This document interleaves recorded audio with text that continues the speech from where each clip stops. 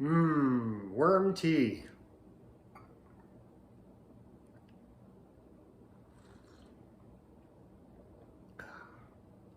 That's not worm tea. So the other thing that isn't worm tea is leachate. And leachate is the stuff that drips out of the bottom of your worm bin if you're running it too wet. If you have a tap in the bottom of your worm bin or stuff is draining out of the bottom, that's not worm tea. That's called leachate. It's the leachings that are running through your worms, and it's just like unfinished compost. It's anaerobic. It's not done. It's not good for plants and stuff the way it is, and it's not real healthy.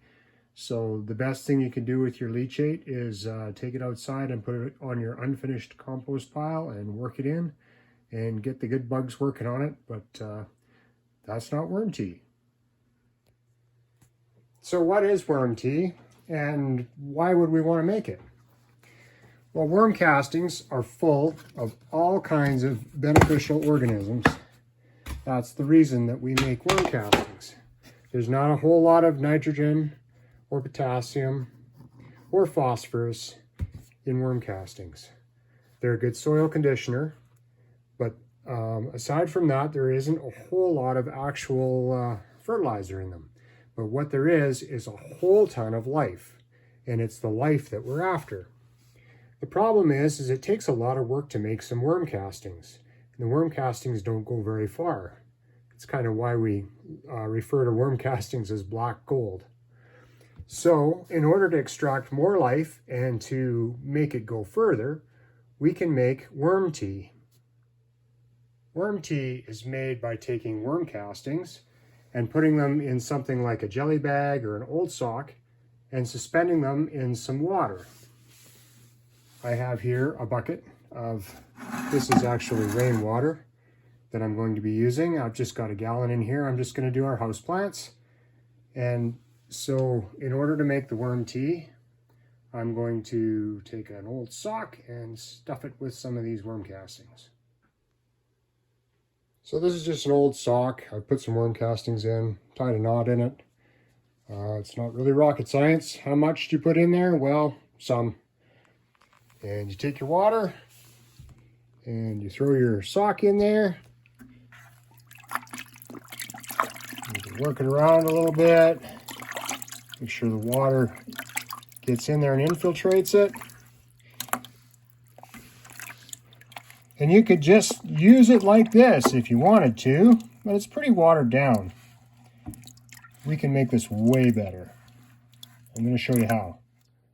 So what we've got here is just a fish tank air pump with some 1/8" plastic line and an aerator stone. This one happens to be big enough I could do 30 gallons with it, and I'm only doing one, so this is kind of overkill, but this is what we're going to do. We're going to take the air stone and we're going to put it in the water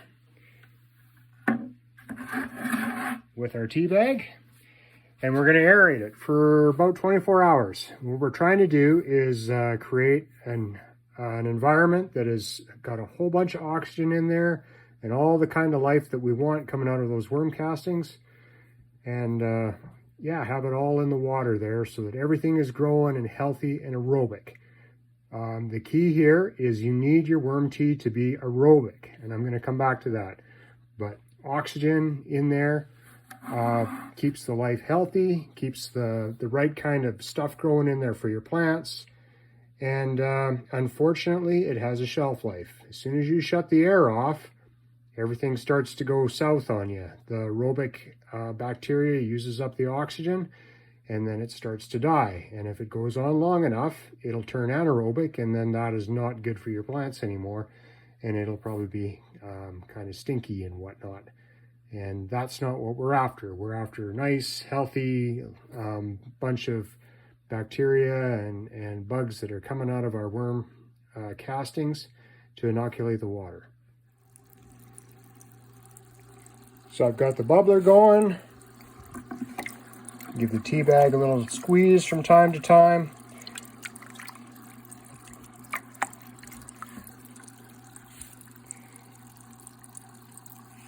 Perfect. So all that beneficial life that's growing in there needs something to eat, because this is just rainwater and there's no vitamins in that. So we've got some just plain unsulfured molasses, and we're going to put in just a little dribble, about I don't know, a tablespoon for 5 gallons, or because there's only a gallon, just a bit. But you want to make sure it mixes in good, so I'll pull a little bit of water out of there and mix the molasses in before I dump it in. Slow as molasses. That's probably lots. This isn't rocket science, it's worm tea.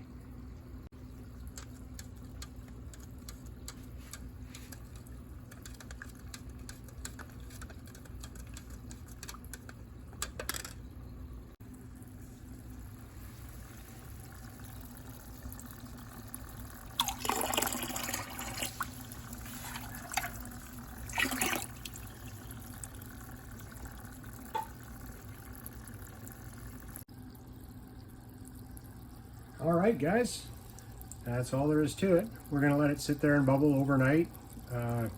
Maybe 24 hours is probably the longest you'd need to leave it before it's ready to go. But you want to use it right away. Some guys will strain it and package it and whatever, but what we're after is all of the aerobic life that's in there.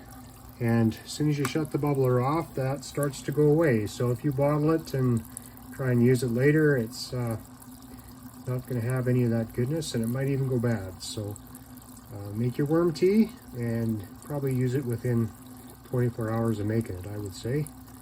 And yeah, so that's how you make worm tea.